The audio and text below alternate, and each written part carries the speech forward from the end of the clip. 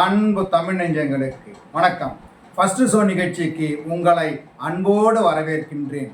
இன்றைய first show நிகழ்ச்சியில் காயல் திரைப்படத்தின் திரை விமர்சனத்தை தெரிந்து கொள்ளப் போகிறோம். வாங்க நிகழ்ச்சிக்கு போவோம். காதலியை கைப்பிடிக்க வேண்டிய கரங்கள் காதலியின் அஸ்தியை கடலில் கரைக்க வேண்டிய நிலைக்கு ஆளாகிறது. அதுதான் இந்த படத்தின் கதை. இந்த படத்தின் நாயகி காயத்ரி. அவங்க அப்பா போலீஸ் அதிகாரி, அம்மா குடும்ப தலைவி. ரெண்டு பேருமே பாசமா இருப்பாங்க. இருந்தாலும் அப்பா அதிக பாசம் வச்சிருப்பாரு, சுதந்திரம் கொடுப்பாரு, தந்தை மீது அதிக பாசம் வைத்திருப்பார். அப்பாவோட முற்போக்கு சிந்தனைலாம் அவருக்கு ரொம்ப பிடிக்கும். அவர் விரும்பிய பையனை தந்தைக்கு அறிமுகப்படுத்தி மகிழ்வார். மகளுக்கு பிடிச்ச பையனை அவருக்கு ரொம்ப பிடிக்கும். அவர் யாரு, என்ன பேக்ரவுண்டு அதெல்லாம் கேட்க மாட்டாரு. ஏன்னா மகளுக்கு பிடிக்குது இல்லையா, மகள் தன்னுடைய வாழ்க்கை அமைச்சிக்க ஆசைப்படுறாரு, அதுக்கு துணையா இருப்பாரு. மகளுடைய காதல் விஷயம் அம்மாவுக்கு தெரிய வருது. ஏன்னா கணவர் எப்படி ஆதரவாக இருக்காரோ அது மாதிரி இவங்க இருக்க மாட்டாங்க, எதிராக இருப்பாங்க. அண்ணன் பையனுக்கு பொண்ணை கட்டி கொடுக்கணும் அப்படின்னு ஆசை. திடீர்னு மகள் காதல் நின்னதும் கொஞ்சம் ஏற்றுப்பாரு.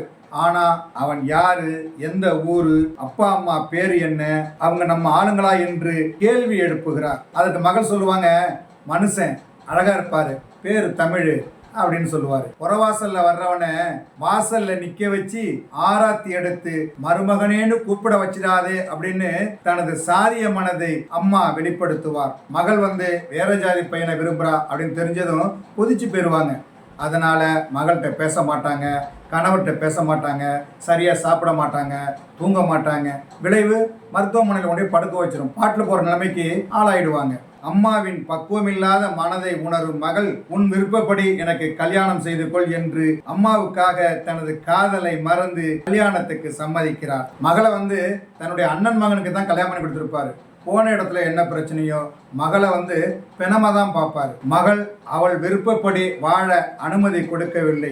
மகள் சாவுக்கு யார் காரணம் என்று போலீசில் புகார் அளிக்கவும் மனைவி அனுமதிக்கவில்லை. இதனால் மனைவி மீது கோபப்படும் கணவன் மகள் இல்லாத வெறுமையான வாழ்க்கை, அதற்கு குடி என்று பழகி கொள்கிறார். கணவன் பேசாமல் இருப்பது மகளின் மரணம் என்று வேதனை மனைவியை அதிகப்படுத்துகிறது.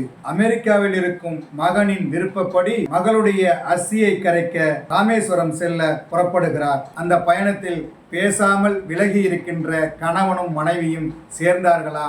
அவருடைய வாழ்க்கையில் அடுத்தடுத்து என்ன நடக்கிறது என்பதுதான் இந்த படத்தின் மீதி கதை. இந்த படத்தின் கதாநாயகியாக தேன்மொழி என்கிற பாத்திரத்தில் காயத்ரி நடித்திருக்கிறார். அப்பா மீது பாசம், காதலன் மீது அன்பு, தாயின் வரட்டு பிடிவாதம் முன் பணிந்து போவது என தனக்கு கிடைத்த வாய்ப்பை நன்றாக பயன்படுத்தி நடித்திருக்கிறார். உண்மையான காதலி எப்படி இருப்பார் என்கிற உணர்வை பிரதிபலித்திருக்கிறார் காயத்ரி. கதாநாயகனாக தமிழ் என்கிற பாத்திரத்தில் லிங்கேஷ் நடித்திருக்கிறார். காதலியின் பிரிவு, அதன் வலி, தன்னை விரும்பும் பெண்ணுக்கு மனதில் இடம் கொடுக்காமல் விலகி செல்வது என உணர்வுகளை நன்றாகவே நம் மனதில் இருக்கிறார். காதலியின் தந்தையை நேசிக்கின்ற இடங்களில் நம் மனதை தொடுகிறார். காயத்ரியோட அப்பாவா ஐசக் வர்கீஸ் நடிச்சிருக்கிறார். பல படங்கள்ல எதிர்மறை கதாபாத்திரங்கள்ல நடிச்சவர்.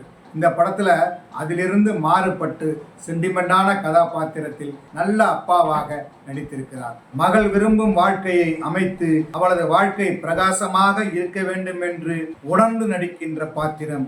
அதை சரியாக செய்து கவனம் ஈர்க்கிறார். காயத்ரியின் அம்மாவாக அனுமோல் நடித்திருக்கிறார். சாதிய எண்ணமுள்ள பாத்திரம். தன்னுடைய சாதிக்காரனுக்கு மகளை திருமணம் செய்து கொடுக்க வேண்டும் என்று ஆசைப்படுகின்ற பாத்திரம். அப்படி நினைத்து மகளை திருமணம் செய்து கொடுத்து அவள் இறந்த பிறகு அவள் சாவுக்கு நாமே காரணமாகிவிட்டோமே என்று குற்ற உணர்வுள்ள பாத்திரத்தில் நடித்து தனது இருப்பை பிரமாதமாக காட்டியிருக்கிறார். கதாநாயகன் லிங்கேஷ் வேலை செய்கின்ற அலுவலகத்தில் இன்னொரு பணியாளராக நடித்திருக்கிறார் ஸ்வாகதா. லிங்கேஷை விரும்புகிறார். அவரை ஒருதலையாக காதலிக்கும் வேடம், அதை சிறப்பாக செய்திருக்கிறார். காயத்ரியின் பெற்றோரிடம் அவர் பேசி பழகுகிற காட்சிகளில் பிசியோதெரபி டாக்டராக கணவன் மனைவியை புரிந்து கொண்டு அவர்களுக்கு உதவுகின்ற பாத்திரத்தில் ரமேஷ் திலக். அவரது மனைவியின் பிரிவும் அதனால் ஏற்படும் கோபமும் மகனின் அழைப்பும் அதில் கலங்குவதும் கரைவதும் என அவரது பாத்திரத்தை முழுமைப்படுத்தியிருக்கிறார். காயத்ரியின் சகோதரராக ஆர்ஜே பரத். கொஞ்ச நேரமே வந்தாலும் கவனிக்கக்கூடிய பாத்திரம். இந்த படத்திற்கு கார்த்திக் சுப்ரமணியம் ஒளிப்பதிவு செய்திருக்கிறார்.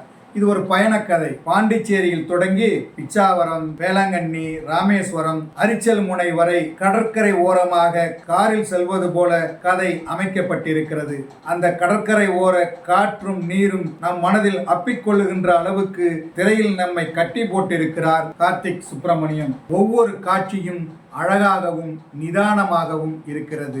இந்த படத்திற்கு படத்தொகுப்பு செய்திருக்கிறார் பிரவீன் பாஸ்கர். கதையோடு பயணிக்கின்ற படத்தொகுப்பு. இந்த படத்திற்கு ஜஸ்டின் கண்ணையா இசையமைத்திருக்கிறார். தேன்மொழி தேன்மொழி அப்படிங்கிற ஒரு பாடல் நம் மனசுக்கு ரொம்ப இதமா இருக்கு.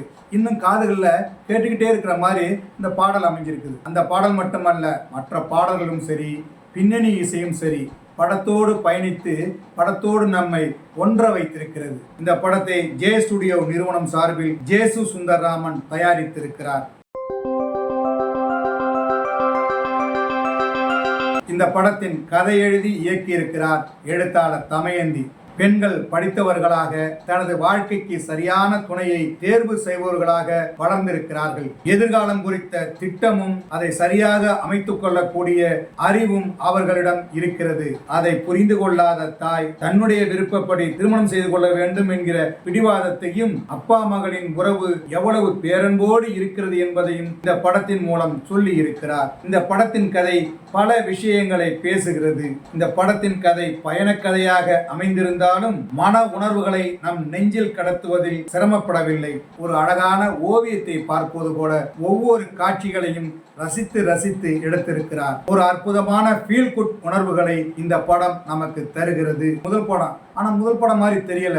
இயக்குனர் பாலுமகேந்திரா இருக்கார் இல்லையா, அவருடைய படங்கள் என்ன மாதிரியான உணர்வுகளை, என்ன மாதிரியான தாக்கத்தை நமக்கு ஏற்படுத்துமோ அது மாதிரியான உணர்வுகளை இந்த படத்தின் மூலம் நமக்கு தந்திருக்கிறார் அல்லது ஏற்படுத்தி இருக்கிறார் தமயந்தி. பரபரப்பான சம்பவங்கள், விறுவிறுப்பான காட்சிகள் என்று மனதை தொடாத பல படங்களை பார்த்திருக்கிறோம். ஆனால் இந்த படம் உணர்வுகள் மூலமாக நம் மனதில் நிற்கிறது. ஃபீல் குட் படங்களை விரும்பி பார்க்கும் ரசிகர்களுக்கு இந்த படம் ரொம்ப பிடிக்கும். என்ன நேயர்களே, காயல் திரைப்படத்தின் திரை விமர்சனத்தை தெரிந்து கொண்டீர்களா? சரி, தமிழ் வலைக்காட்சியை தொடர்ந்து பாருங்கள். தமிழ் வலைக்காட்சியை லைக் பண்ணுங்க, ஷேர் பண்ணுங்க, கமெண்ட் பண்ணுங்க, சப்ஸ்கிரைப் பண்ணுங்க. தமிழ் வலைக்காட்சியின் புதிய அப்டேட்டுகள் உடனுக்குடன் உங்களுக்கு தெரிய வர அருகில் உள்ள பெல் பட்டனை மறக்காமல் அமுக்குங்க. கலை இலக்கியம் யாவும் மக்களுக்கு.